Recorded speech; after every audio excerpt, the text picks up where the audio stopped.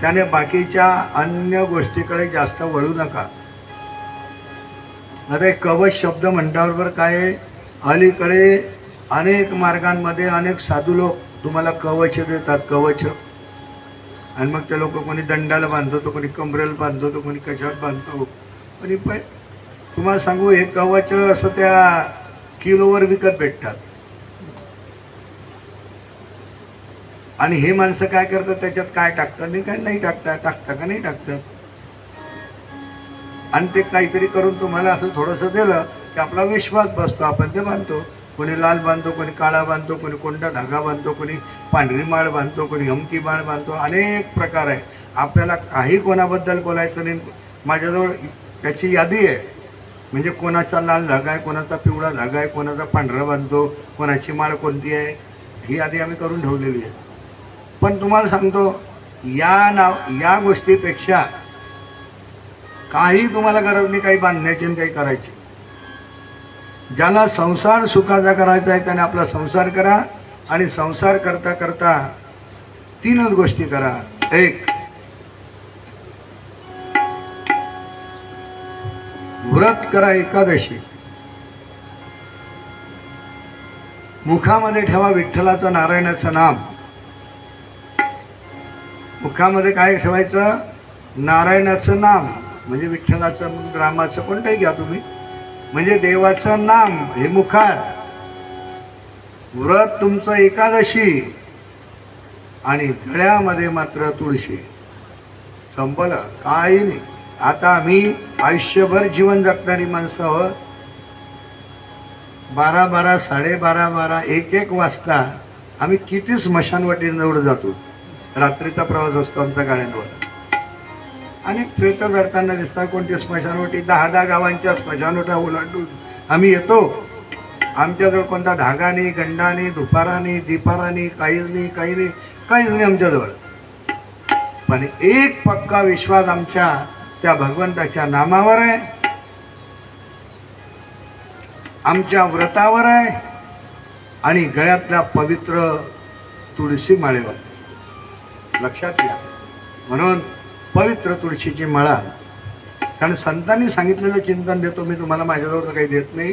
कंठी मिरवा तुळशी आणि व्रत करा एकादशी, बस. आणि मनवा हरीचे दास. मनाच्या पवित्र तुळशीची जी माळा आहे ती माळा आपण धारण केली पाहिजे. विठ्ठलाचं चिंतन केलं पाहिजे आणि अखंड भगवंताची नामसाधना करून एकादशीचं आपण व्रत करा. या 2-3 गोष्टी मुद्दाम विषय आला म्हणून तुम्हाला सांगितल्या. आमचे पारेकरी बाबा आले, हा भाऊ आला आमच्याजवळ.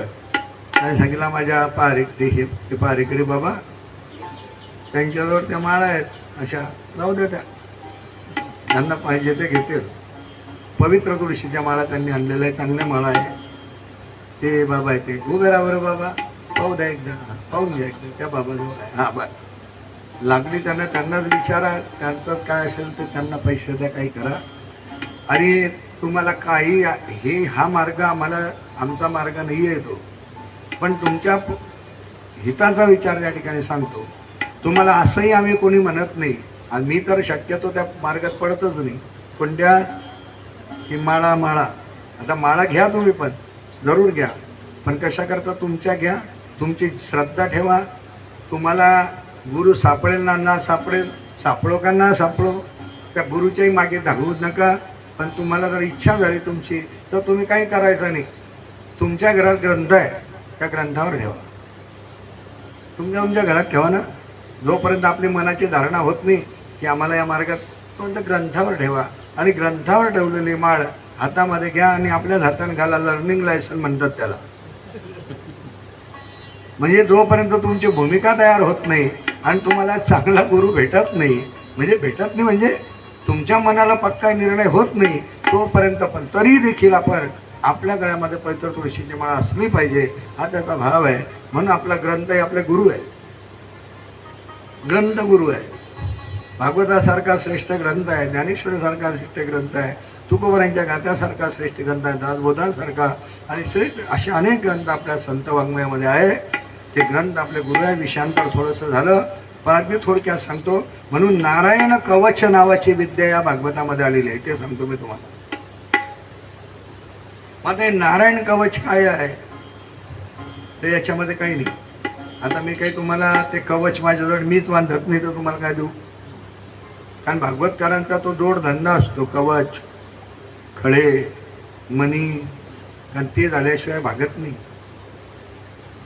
आपल्याला भागवायचं नाही आहे, आपल्याला तुमचं जीवन आनंदमय देण्याकरता कथा सांगायची, लक्षात घ्या.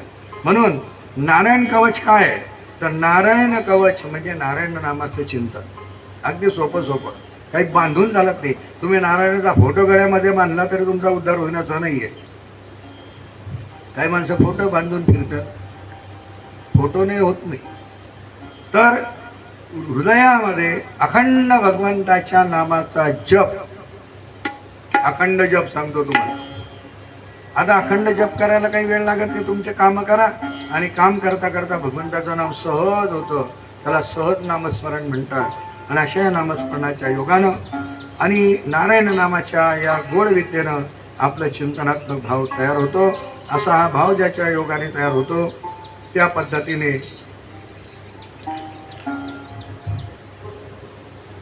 हे इंद्राला हा मंत्र दिला आणि इंद्राच्या हातून विश्वरूपाचा इंद्राने त्या ठिकाणी वध केला. आता इंद्राचा नाश करण्याकरता दक्षिणाग्नी हवन केलं आणि त्या ठिकाणी अकराळ विक्राळ रूप धारण केलेला वृत्तासुर त्या ठिकाणी आपला बाहेर आला. देवांची तेजा उडाली, सर्व दिशांना पळत सुटले, सर्व उपाय हरले, भगवान परमात्म्याकडे गेले.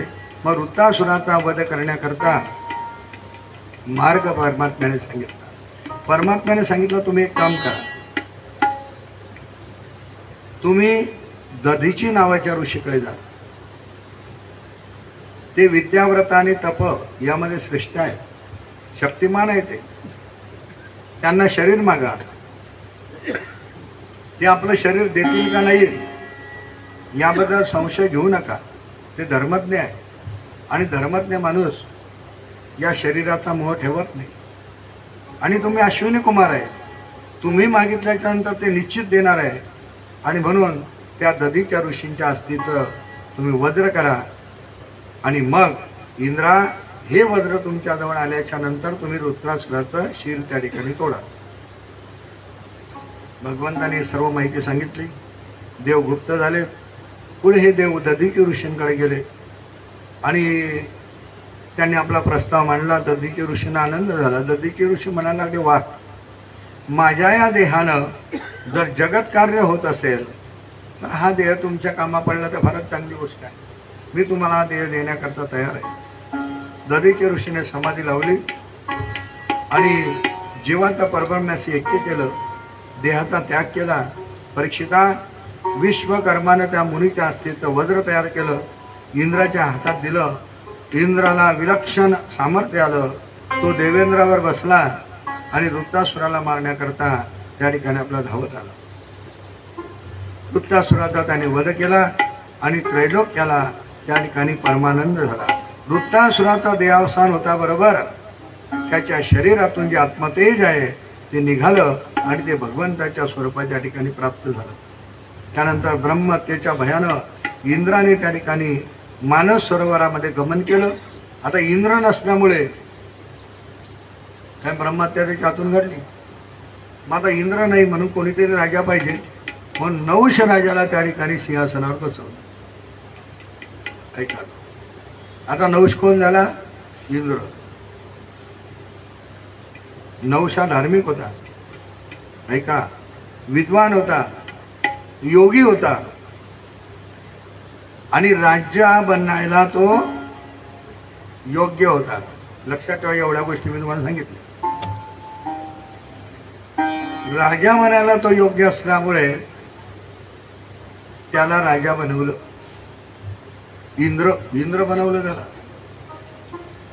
आता गंमत अशी आहे, इथलं एक चिंतन आहे, तो योग्य होता म्हणूनच ब्राह्मणांनी आणि त्या ऋषीमुनींनी त्याला काय बनवलं?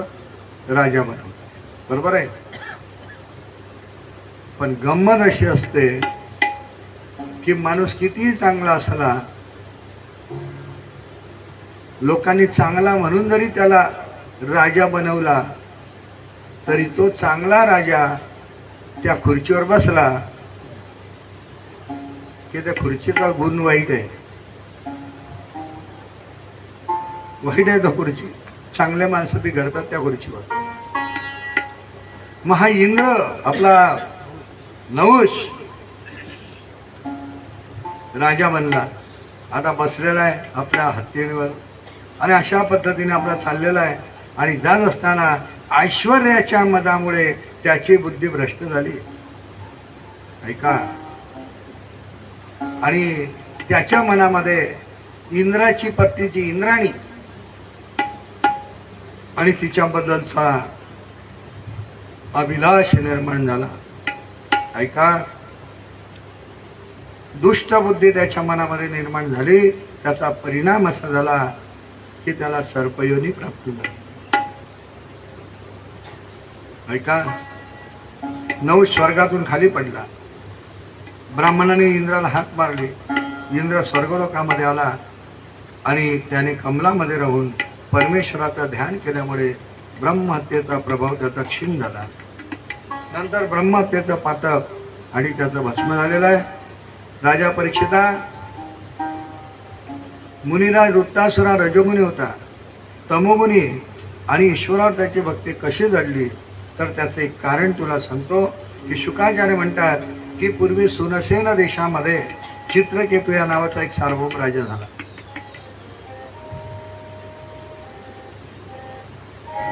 त्याला कामधेनूप्रमाणे इच्छित वस्तू मिळत होत्या चित्रकेतू राजाला. त्या चित्रकेतू राजाला 1 कोटी स्त्रिया होत्या. त्या काळामध्ये खूप संख्या होती.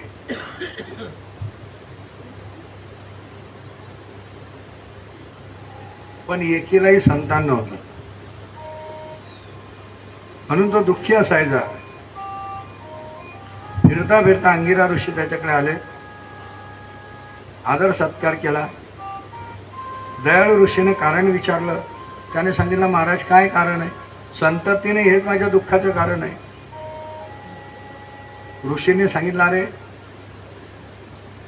दयाळू अंतकरणाच्या ऋषींनी चरू पक्क करवला आणि राजाची पट्टराणी जे कृतद होती तिला यज्ञातला शेषभाग दिला आणि सांगितलं ज्याच्या जन्मामुळे म्हणजे तुला ज्याच्या जन्मामुळे आनंद आणि त्याच्या मरणामुळे दुःख असा एक पुत्र होईल.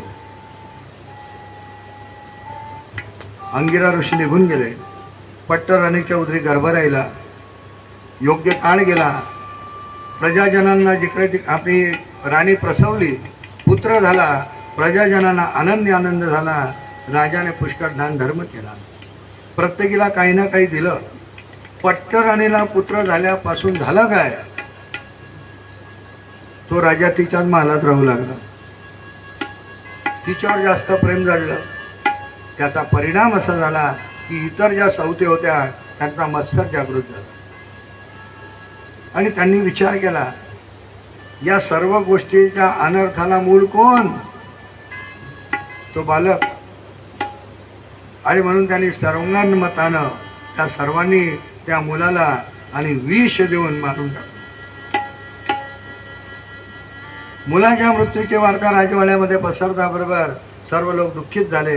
राजवाड्यामध्ये कल्लोळ झाला आणि ती माता कल्लोळ करू लागली. तेवढ्यामध्ये त्या सावत्र माता देखील आल्या आणि एकमेकीच्या गळ्यात गळा घालून मोठमोठाने हेल घालून रडू लागले. ऐका. तेवढ्यामध्ये अंगिरा ऋषी त्या ठिकाणी आले आणि अंगिरा ऋषीने त्याला उपदेश केला, बाबा अरे तू ज्याच्याकरता शोक करतोय तो कोण कोणाचा आहे, म्हणून तू शोक करू नको.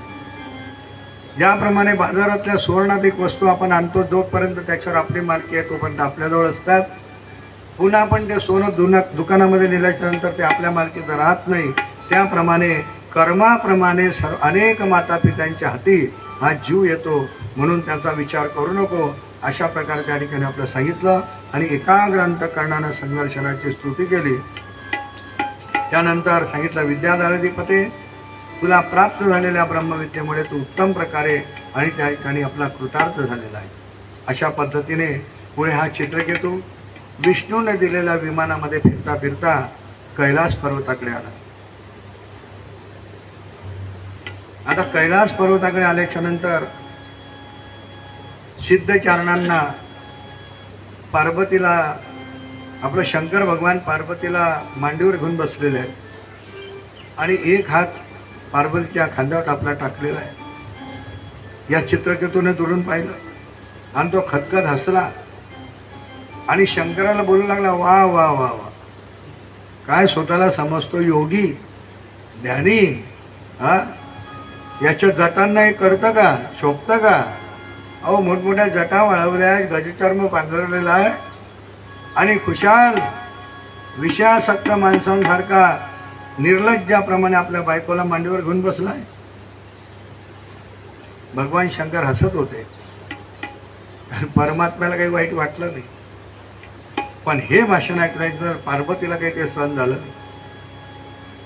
पार्वती म्हणायला लागली, एवढा उद्धटपणानं आम्हाला जो बोलतोय त्या अर्थी यालाच काही आम्हाला शिक्षा करण्याचं काम सोपवलेलं दिसत आहे.